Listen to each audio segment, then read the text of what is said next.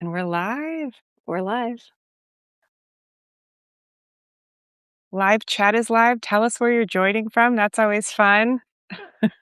Hi, everyone. Welcome. I'm so excited to be talking with Andy Bartz. We actually have, in my opinion, a meet cute because a friend of mine told me years ago that she was like, you have to read this book, The Lost Night. You're going to love this book. Hmm. So I start reading The Lost Night and it was like such deja vu because The Lost Night, your debut thriller, takes place in the apartment complex in Bushwick, Brooklyn, where I lived in 2008, like in the era that the novel is set.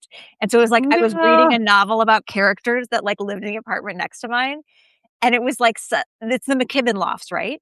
Yeah. Yeah, Yeah. so I lived in the McKibben lofts with like multiple roommates who all went to Cooper Union and they had like built, like using plywood, they had like built lofted beds like illegally in the Right. apartment. And when I got Hmm. this apartment, I told my boss that I'd finally found an apartment in New York. And she handed me a New York Times style section. And she was like, I'm so glad you found an apartment and you don't live in this place. And it was a headline that was like artists living in chicken coops. And I was like, that is where I live.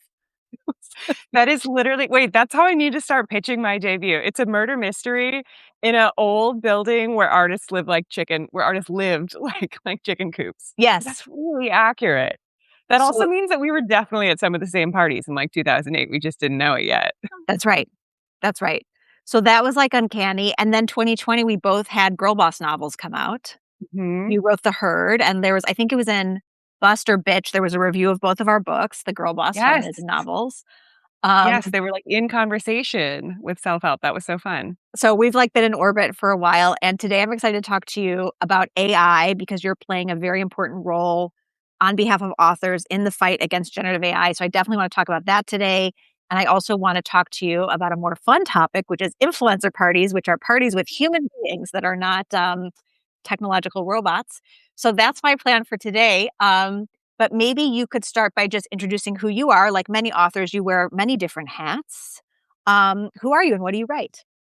Yeah, well, thank you so much for that intro. That is so fun that we've been circling each other since 2019, and then finally started to meet up in person in the last few years. But well, before you decamped from New York City, but we had some overlap, which was great. My name is Andrea Bartz. I'm the New York Times bestselling author of five thriller novels, the most recent of which is The Last Ferry Out, which Leigh very graciously was open to me being like, hey, let's do a live because I'm trying to just drum up attention around this book on its second launch. But they are all psychological thrillers, feminists, many of them queer, like myself. And I am also the Substacker behind the Substack Get It Right, WRITE. And it's sort of meant for aspiring as well as mid career and mid list authors like Hmm. myself who are doing trad publishing, working with the big five, talking about the vulnerable side of it, the black box of publishing, pulling back the veil. There's author interviews and my own scary to share kind of things like sales numbers and income related stuff. And so that's very much in conversation with, I always love sharing and reading and learning from Leigh. Oh, So, thanks. yeah, I'm excited to be chatting today. So I've kind of organized my questions about AI around um, legal legal implications and threats of generative AI, ethical dilemmas around generative AI, and then the existential threat that I know you and many authors feel around AI. And just to position myself in this conversation, I would say I'm neither anti-AI nor pro-AI, so I'm not gonna be arguing with Andrea and trying to convince her that she should love AI. I feel kind of neutral, but, like, I'm open to being persuaded, and by the end of this conversation, like, Andy, your job is to make me more afraid than I currently am. But I would like to start by asking you, how did you get involved in the Anthropic lawsuit, and how did generative AI become this cause that you have spent now, I think, years, fighting against? Yeah. So when ChatGPT was first released, I right away, I remember like sitting in coffee shops with friends and being like, this is going to change absolutely everything. This is going to change humanity. We just don't know how yet. And Mm. it's very creepy to me that right now it's like a toy that we're playing with because I, from the start, just felt really strongly like sci fi is happening and this is Mhm. bad. And one of the first things I did was ask ChatGPT to write a short story in the style of Andrea Bartz just because I was curious. And it wasn't a very good story. It was more like a scene, but it really mimicked me well. It really effectively aped like the way that I write and my sort of syntax and word choices. And I was very creeped out and I closed it and vowed not to really use it again, which I didn't do much of. And then a few years later, it was The Atlantic that released a searchable database of one of the troves of pirated ebooks that exists on the internet that they were fairly confident that these AI companies had lifted as .txt, just hundreds of thousands of books, probably millions of books in there, all Mhm. pirated, and dumped into their algorithms to train the algorithm, to train these LLMs, large language models. And it was the first time that I could really see, like, what are my books in there? And I searched for my name, and they were. My books came up, and I was really creeped out, but I felt very violated and very angry. And, these were my books that I'd poured my heart and soul Mhm. into. And this company that was already worth billions of dollars, just this industry just took them and dumped them in without getting my consent, without offering compensation or anything. Mhm. So not long after that, there was a big sort of landmark lawsuit filed against OpenAI, and that's the one that had George R. R. Martin and Mhm. Sarah Silverman and a bunch of big names attached, suing them for the copyright violation of using these pirated books without permission.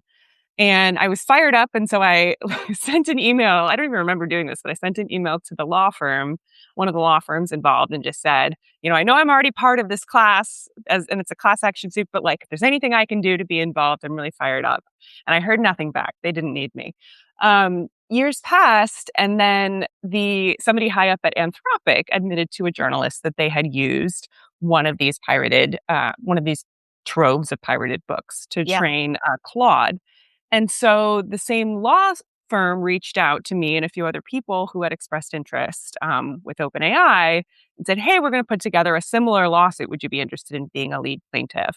And they explained what that would mean and how much work it would be and how invasive it would be.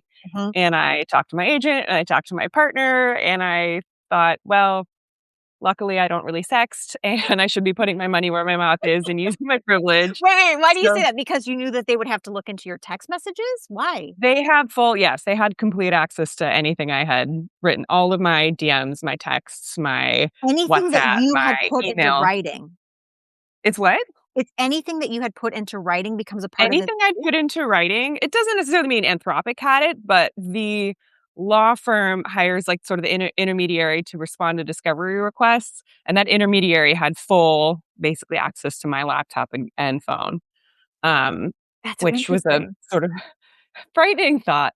Um, but that's when I agreed and signed on. And, at the time, of course, there were a number of other lawsuits working their way through the courts. And so I had no reason to think that this was going to move faster than any of them Mhm. and become a landmark suit. But, to my surprise, things really moved along and Anthropic agreed to a $1.5 billion settlement for about 500,000 works that it had copyrighted works that it had downloaded from one of these pirated databases. And so it's So a that copyright lawsuit, so they violated copyright? they violated copyright by downloading these pirated books. Got it. That was sort of the narrow, and of course, like, it started out with broader broader things that we were accusing them of, and once things get whittled and the judge decides on certain things and not others, that was what we ended up being able to sort of nail them on in a way, and, they 'Cause from agreed what to I this. understand, like, now that it's, like, been digested by the monster and it's, like, this LLM that, like, anyone can use and access, like, that part isn't the illegal part, according to the So, judge. according to the judge and according to this one lawsuit, he dismissed our claims of, that the output was actually, an issue, and he called it fair use, which, 'Cause it's because new. it was so transformative. Yeah, because Yeah, it it's was transformative. It's so spitting out interesting. something new. We strongly disagree. There's indications other judges are not gonna feel the same way. That ruling only applies to us 3 lead plaintiffs, so members of the class don't have to, live with that and accept that for all time. But the good news was, on this piece that everyone could agree was not cool, and actually discovery showed they really knew what they were doing and did it anyway. Um, the Anthropic is paying $1.5 billion to copyright owners and their publishers, because of generally how our contracts are set up, saying that we will Mhm. share copyright, copyright damages and recovery. And that is not enough, I generally, but it is a really important first step. It is not in any way a forward-looking license for them to continue Mhm. to use our works. They are Mm. destroying those pirated books.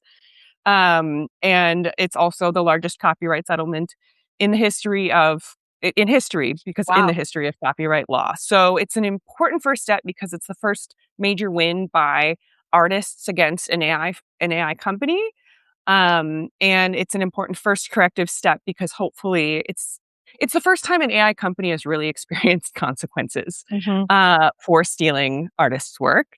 And so we're hoping that this is the first domino to fall. Very well said. What should I'm a member of the class, I submitted my claim. What should writers who are like me have submitted claims, what should we know about the current status of the suit? So the current status is that we are waiting on final approval from the judge. So the judge who initially granted preliminary approval to the settlement retired at the end of the year, and so it was all handed over to a new judge. And we had our date of the final approval hearing moved a few times. We had it in person last month. And then she indicated she just wanted more time to review everything with a fine tooth comb. I think she Mhm. probably, this is me guessing, but probably feels some pressure of this being so landmark. Mhm. But we are awaiting final approval with, our fingers and toes crossed. The fact that it is taking longer than we hope probably means that the initial payments will come out potentially later than we hoped. We initially, if everything had stuck to the schedule, then late 2026 would be when the first round of payments went out. That now might be pushed to 2027. But everyone continue to send good energy its way because both sides have agreed on it. So we Yeah, just need the judge to it's agree close. that it's good to move forward. With your suit and the others, so I know this isn't the only one, there are a lot of happening. These companies are being sued from many different angles. What to you would be, like, the best case scenario for writers to win, and what is your nightmare scenario if these suits, lose in the courts? Oh gosh, I'm not a legal expert. So I feel like my Or first what answer needs to be protections or yes. compensation or, like, what do you think would be, like, fair and equitable and legal for writers? If we can maybe you don't agree with me, like, if we can agree that AI is not going away. Yeah. I agree that I agree that AI is not going away. They're not putting it back in the bottle. We cannot unplug it. There's no just like shutting it off. And I think the most important thing is that authors are given the opportunity to provide to license their work, and they have consent involved in deciding whether or not their work can be used as trading data, and that they're also receiving fair compensation for it. Mhm, Um, these companies are worth, Anthropic is now worth over $900 billion.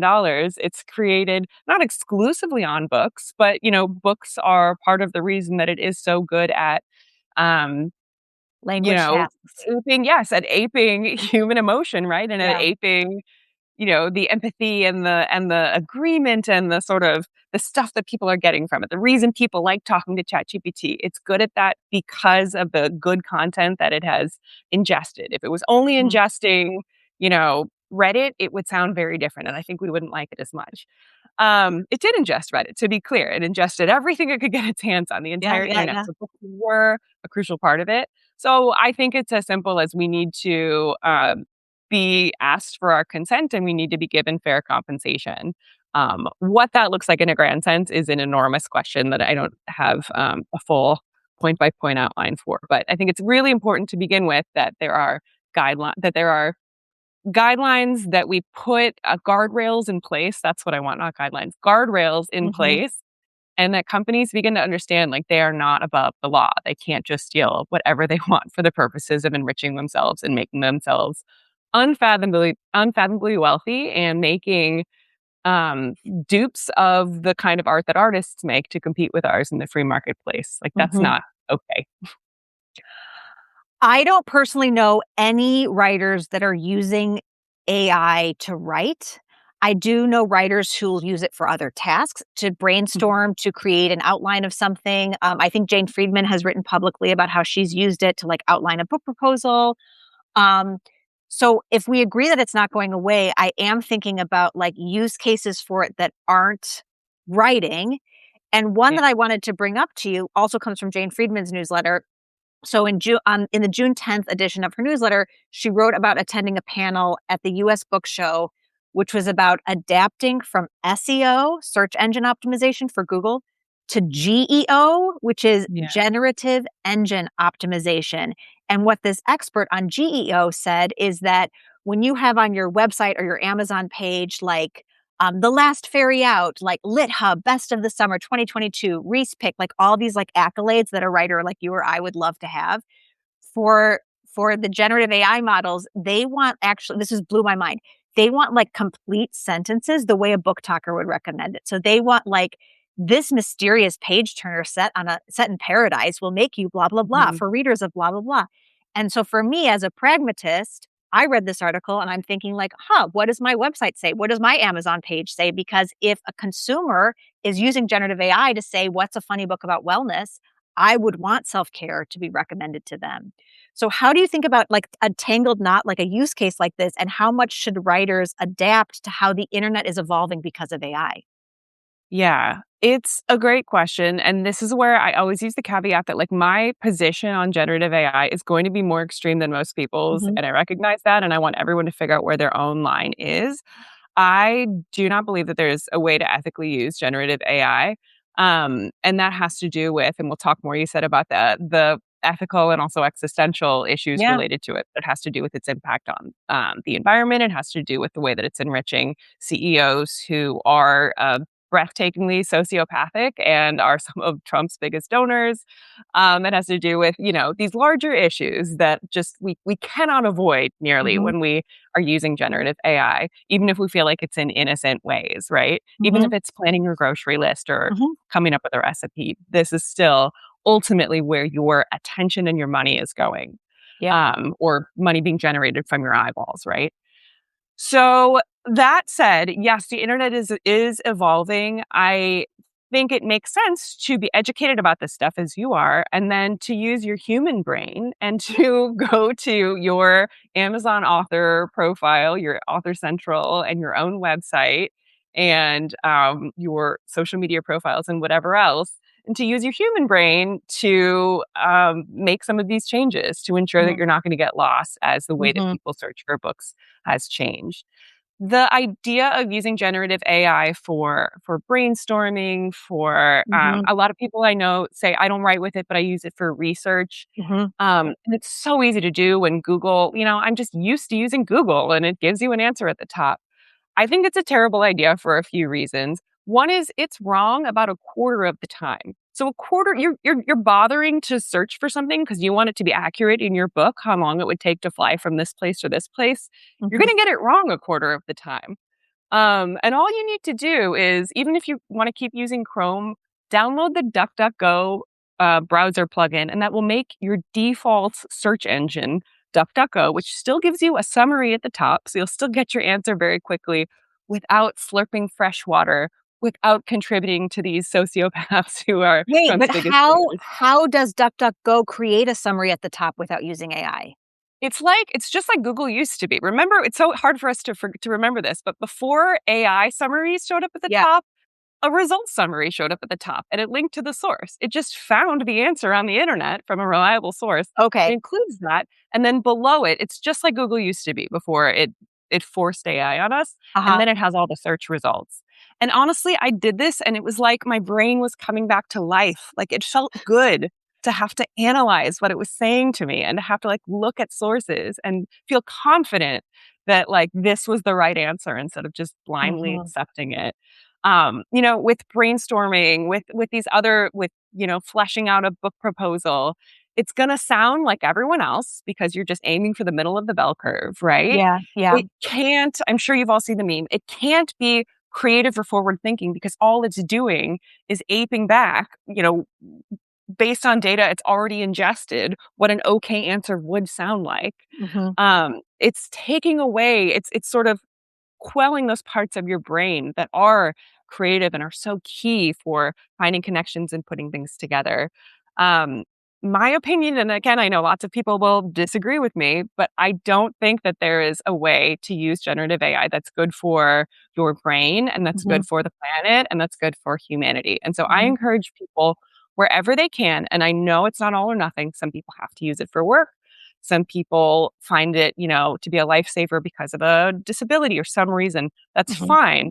What are all of the ways you can not use it? And just try it and notice how much better your brain feels when you're using your brain and you're using other people to help you brainstorm or to help you figure something out instead of this soulless machine that is built on theft. That was very well spoken, and it's just funny to imagine that you're basically saying, "Remember, you lived in 2019." It's like, remember that time before, what did you do in 2019? Yes. You have the ability to write emails and to read emails and Oh my to god, read this is PDFs without having it summarized. the auto thing that keeps offering to write my emails for me, that drives me nuts. I'm like, this is my work. This is my calling. I have been called to write emails. Like, I'll write an email and then I'll read it over again and be like, "That was a good email."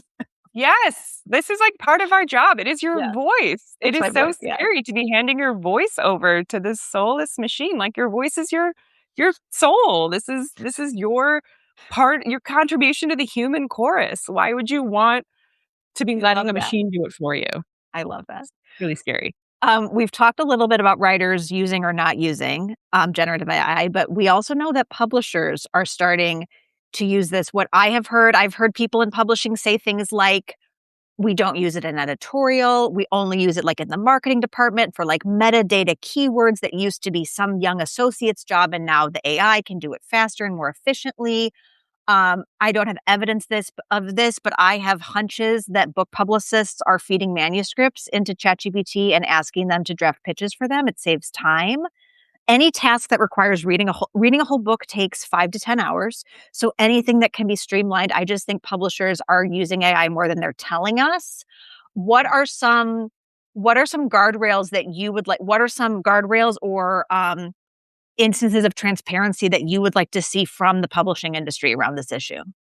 Yeah, yeah. That's such a good point, and I asked my editor flat out the same thing. How are you guys using AI? And she said that like every company, this is so frightening to me. Like every company, they have this sort of top-down directive of like you must be using it to increase productivity, Productivity.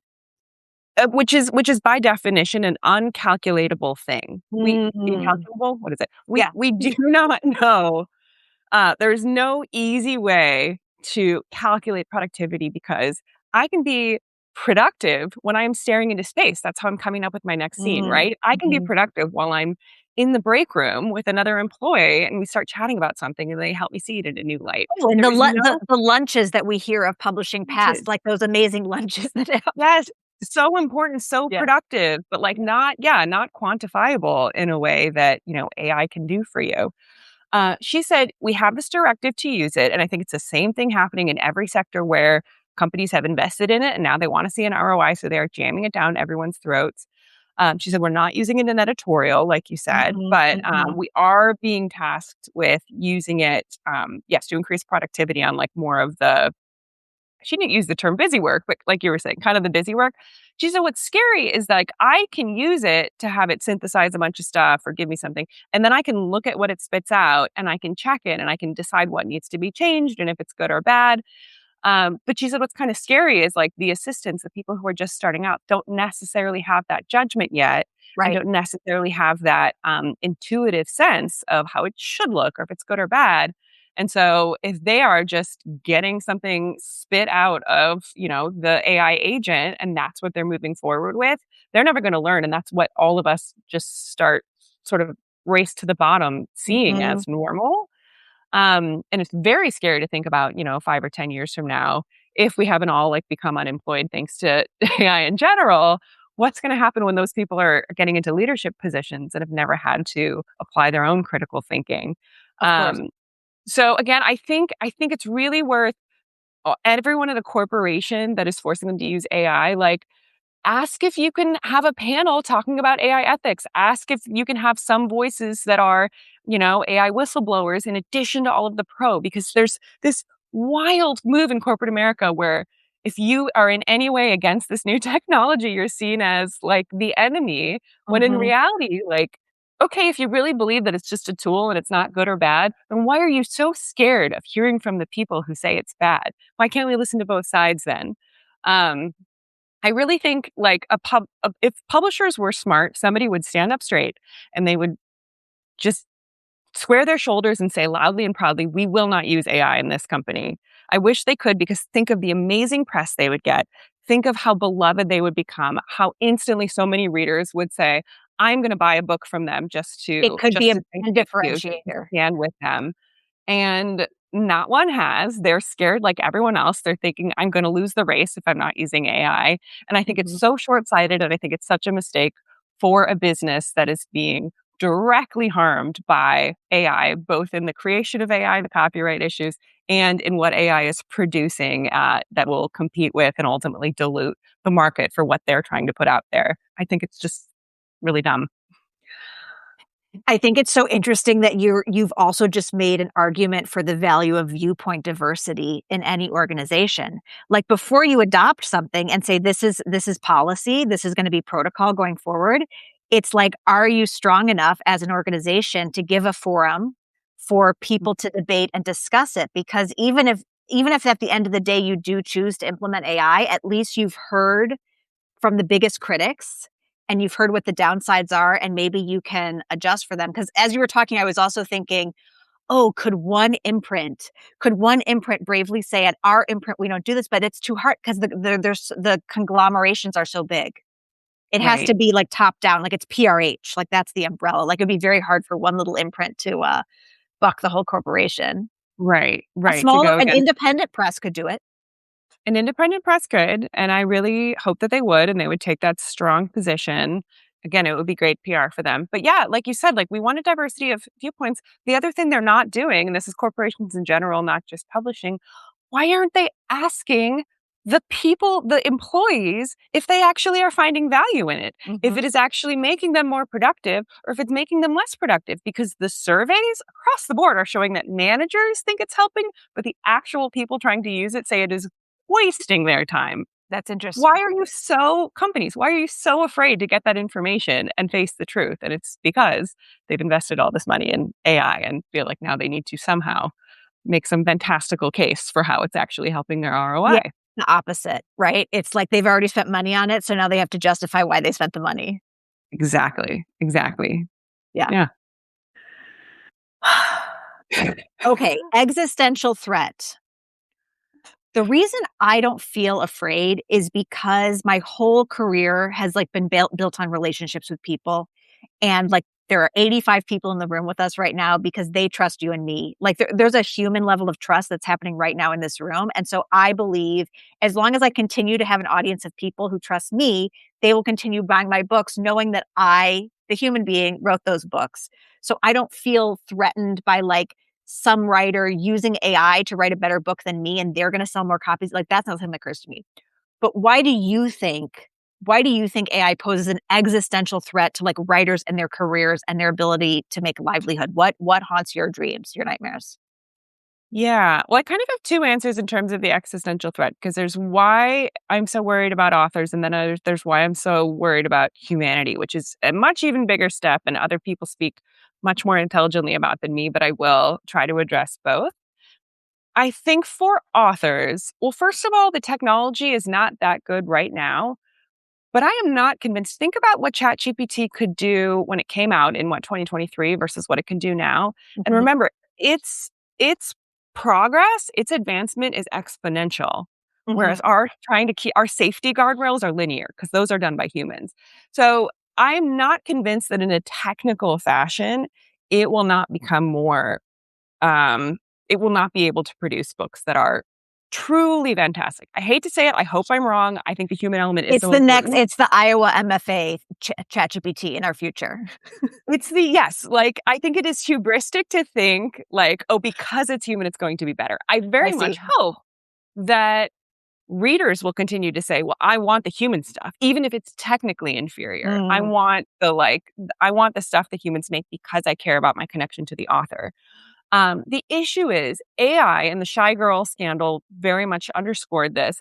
AI is eroding the trust that readers have with authors.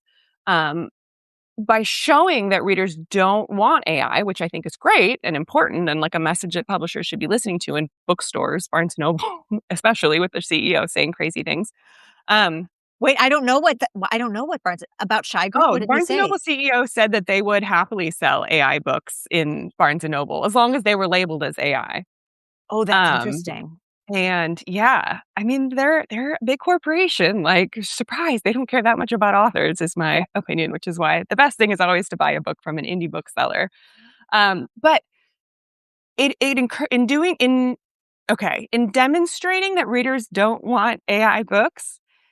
Yes, maybe it scared some writers off who were thinking about using it, but it also encouraged authors who are using it not for the entire book necessarily, but for passages, Yeah. for trying to beat a deadline, for really trying to move fast or pump out several a month because that's their model on Kindle Unlimited or whatever.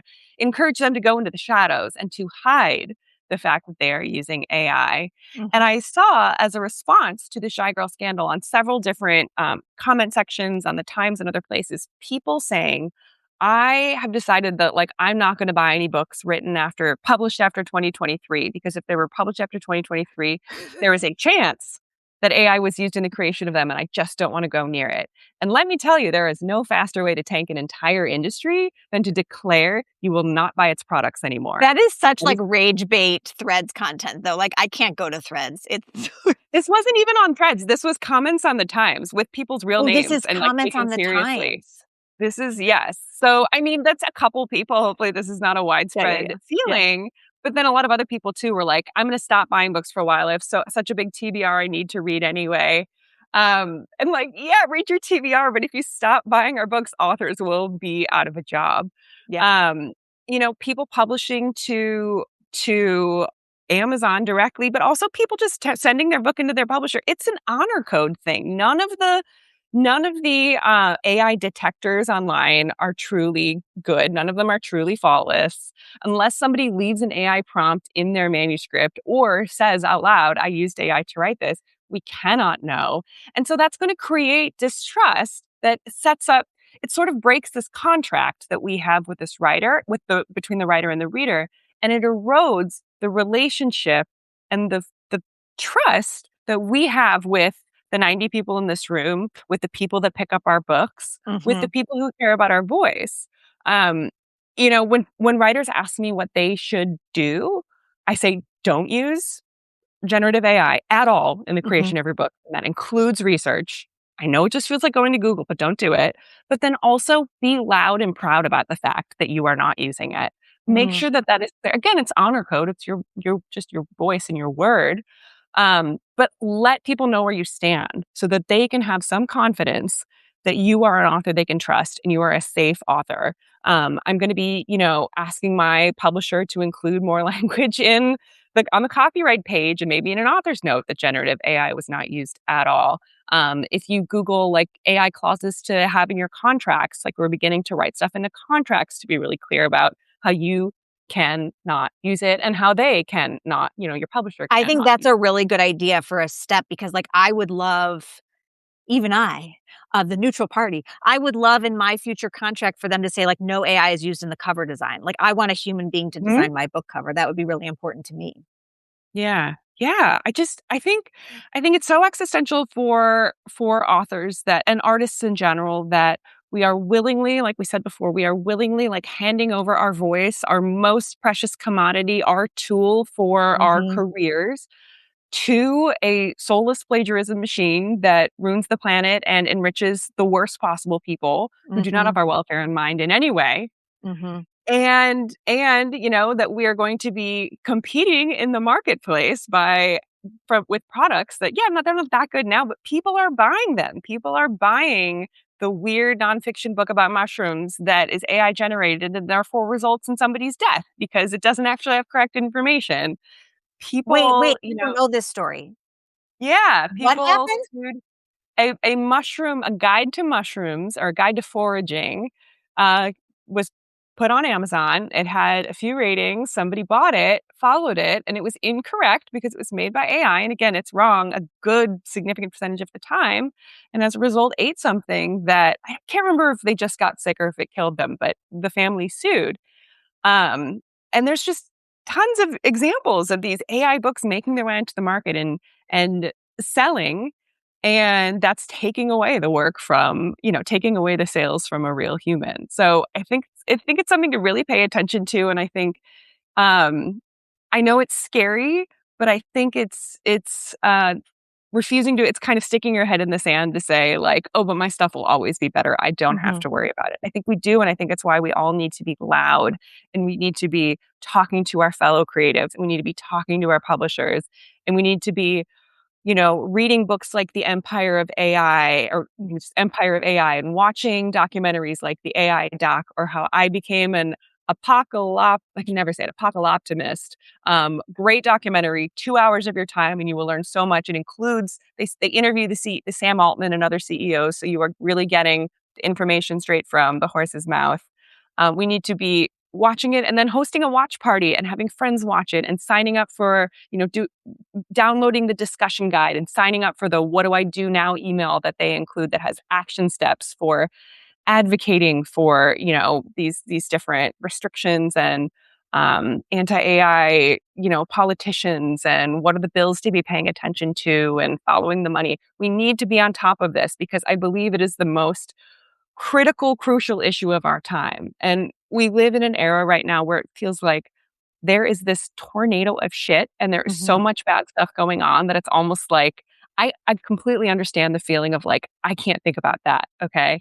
The world is broiling. We are in a war. There are midterm elections, maybe not even coming up. There's so much bad stuff going on, Mhm. but this supersedes them all. In my opinion, this is the most crucial and pressing issue of our time because the stated goal of these CEOs they are racing towards superintelligence. They are trying to create basically an alien intelligence that is smarter than all of us and therefore can do all of our jobs, Yeah. right? And maybe Yeah. creatives can hang on a little longer, but like any sort of intellectual work, it will be better than us. And when that happens, and companies can just use AI instead of hiring humans who have to take mat leave and who can be whistleblowers and who have to sleep 8 hours a day and all these things, when AI has taken over the workforce, the world economy will no longer flow through countries. The world economy will flow through about a dozen billionaires. Mhm. They will have all of the decision making power. We will, there will be vast, huge numbers of joblessness. And there's no plan in place for what everyone's gonna do. There's no there's no, oh, we're all just gonna get UBI and have something to do with our time anew. This whole like, oh, you're just gonna be able to paint and have fun. That's not the plan. I don't know when you guys remember billionaires suddenly being really suddenly like feeling kind of philanthropical and deciding like, hey, I'm gonna put the humanity of other people first. I really care about other people. I don't remember that ever happening. And that's why I'm really afraid. So I will stop there, but I will encourage you, Empire of AI, listen to podcasts with Jeffrey Hinton, listen to the actual words that Sam Altman and Dario of Anthropic and like the major CEOs are saying. They're making it very clear that they think we could be heading toward a extinction event, something very, very Yeah. bad for humans, and yet they need to be the one to win because someone's going to win. Someone's going to get to super intelligence first. And I think everyone should be educating themselves about that right now. And everyone should be deciding for themselves. If you think I'm completely wrong, that's 100% your prerogative, but everyone should be aware of this and learning about it because people much smarter than me um, believe that that is where we're headed unless we make some major changes and add some major guardrails right now. Well, you are such a powerful speaker on this topic, and the Anthropic suit is like so lucky to have you as a lead plaintiff because you're such a strong advocate for this. And as you were speaking, I was thinking of that quote from Brecht that's something like, "In the dark times, will there be singing? Yes, there will be singing about the dark times." So we continue to make art. You continue Yeah. to write novels. Everyone in this room is going to continue to make art. Don't let the despair keep you from Oh, singing. don't stop. It is more important than ever. That's the other thing. Like, this is how we reach people. This is how Yeah. we a thing about books that I don't think people think about enough is that, actually, I'll start with this. A reason that ChatGPT and chatbots are so popular is because when you talk to it, you don't have to experience conflict. You don't have to experience somebody disagreeing with you, telling you you're wrong, not listening, presenting a viewpoint you don't want. You are in complete control. It is not this is Yeah. you just controlling this sort of alien intelligence, right? This being that you're talking with. And even, yeah, you can code it to challenge, you can encourage it. You got to challenge me more. You got to push back a little, but you are still the one in charge, right? When you read a book, when somebody sits down and gets lost in a novel, for example, you are experiencing a one-way medium. So when that character does something that you don't like, or that you don't understand, or that makes you uncomfortable, or you're presented with conflict, or you are presented with a viewpoint that you've never considered before, you cannot talk back. You can't say, "Hey, I don't like that. I'm actually right, right? My way of thinking is actually correct, right?" And, ChatGPT will say, "Oh, my bad. You're absolutely right." No, a book, you are forced to sit with the discomfort, and that is a vanishing skill. And you're forced to imagine a different way that things can be, which Mhm. again, like, AI cannot do. AI is only backward thinking. It's only regurgitating what it's already digested. And I just think books reading is so, so crucial for the era we're in. And writing books is so crucial for our own humanity and also for connecting with people and for, yes, this helping with this empathy crisis that AI is only exacerbating Mhm. and intensifying. So, yes, don't stop writing. Your work is so important. It is truly more important than ever. I love that. This brings us right to our next conversation, or our next topic, which is that last year I was so flattered to be invited to your influencer party. You threw an influencer party for your novel, and I was like, I finally made it. Like, I'm getting the invite to the influencer party, and we have sister publishers. No, you're also Ballantine. We had the same And publisher. Valentine, yeah. Yeah, so we had the same publisher, and so at the party, I was like, Andy, how did you get Ballantine to throw you this party? And you were like, I threw this party, and I was like, tell me everything. So how did you get the idea to throw an influencer party for your own novel, and how did you pull that off?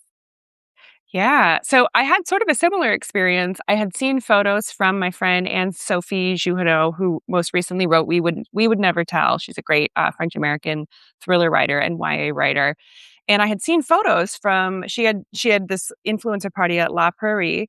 And it looked so lovely. And I was like, man, same thing. Like, how did she get her publisher to invest in that? There was like cute little uh Because drinks it's kind and of a status symbol. Like, when I see an yeah. influencer party online, I'm like, "Oh, that publisher is saying this book matters." Yes, yes, they are investing in this. So I asked her about it and she was like, "Oh, no, no, that was me." And I was like, "Well, say more." And so she explained what I have now since copied and explained to you, which is I sort of told my publisher I wanted to do this. And then I spent a few days researching possible venues that would have their own marketing budget so that they would be the ones to provide the food and drink, to provide the space, and I was keeping in mind, like, what would be a pretty environment that influencers would want to go to? Is there anything like thematically connected? I was sort of aiming for like boutiques that had a few locations in maybe Manhattan, Brooklyn, because they were likely to be big enough to have a budget, but small enough to reply. A Uniqlo is going to be too big, but like a place with just one shop is probably going to be too small. So I reached out to as many places as I could and just kind of positioned myself as I'm this New York Times bestseller and I will be inviting influencers such as this. And I named some even though they didn't know, right? And Yeah, like yeah, kind of made smart. it sound like, and I'm with Penguin Random House, Yeah. made it sound like this great opportunity for them to partner and sponsor this event. And I actually heard back from a few places, to boutiques and one restaurant and talked to them on the phone, and the restaurant La Esquina in New York City just sounded perfect. It's a Mexican restaurant and the book is set in Mexico, and they had a lot of ideas for a custom drink and custom food, and they just got it. So I moved forward with them. Again, my publisher, the marketing team, kind of like once I took the reins and announced it was happening, they were very happy to back me up. I started reaching out to potential sponsors. And here is where I was lucky to already have some PR people in my inbox from formerly being a journalist and magazine editor. But I reached out to people who had a few publicists who had a few clients to see if they would be willing to contribute to gift bags. At this Mm. point, we had some RSVPs, and so I could say, here are some of the VIPs who are going to be getting it. Hitting that influencer note hard because that's who Because those are the hands that we should sponsors want to be explain, in. you're thinking from the restaurant and the sponsor's point of view. Like, what do they want? They want images on Yeah. social media from big accounts. They want the visibility that your party can provide them. Exactly, exactly. Like, do they care individually about my book? No. Do they care about having people who have 80,000 Instagram followers taking photos in their restaurant or taking photos with their, face mask and tagging them? Yes, that is what is good news for them. So I really focused on that in my outreach.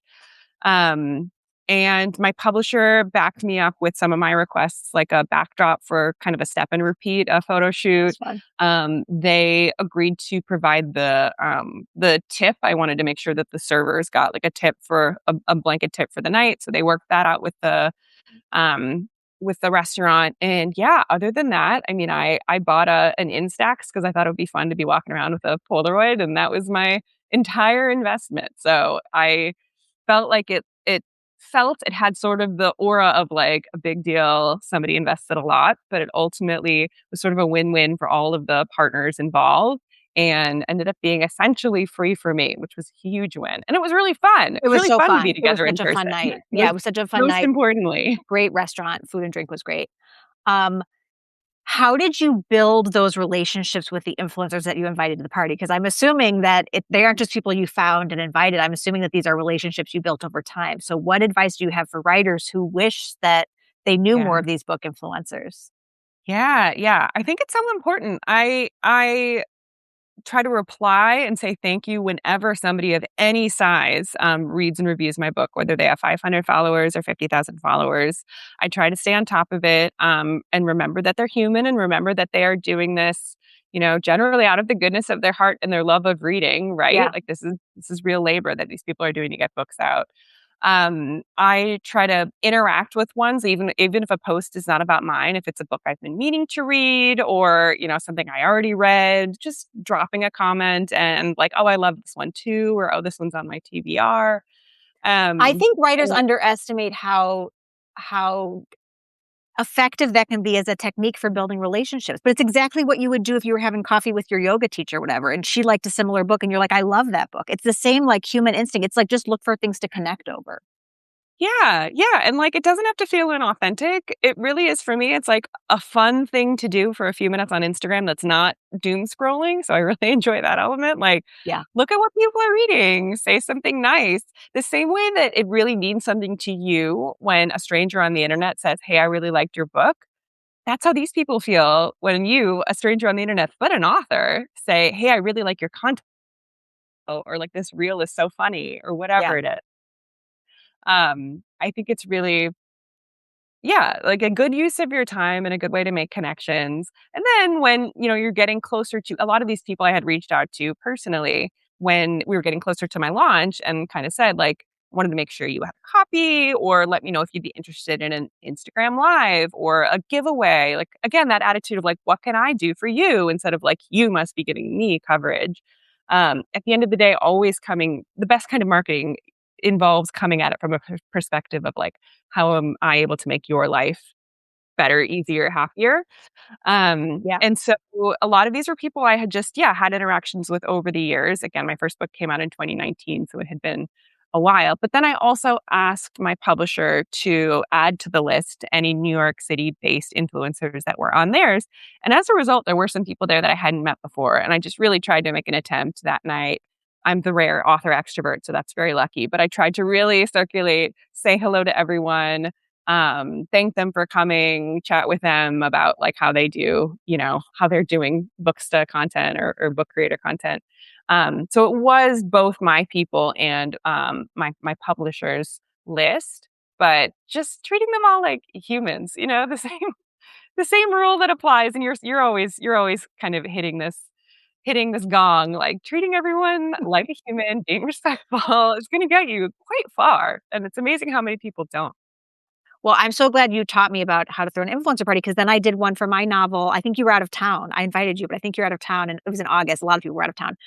But it was such a fun night. It was like I to this day, I say it's like the second best night of my life after my wedding because it was like everyone that had spent like years on this journey with me toward the book, like all the friends I had made on Book Talk and like my Yeah. agent came in from Ohio. It was just like such a great night. And like the book hadn't come out yet. So there's like all the anticipation, none of the crisis or anxiety.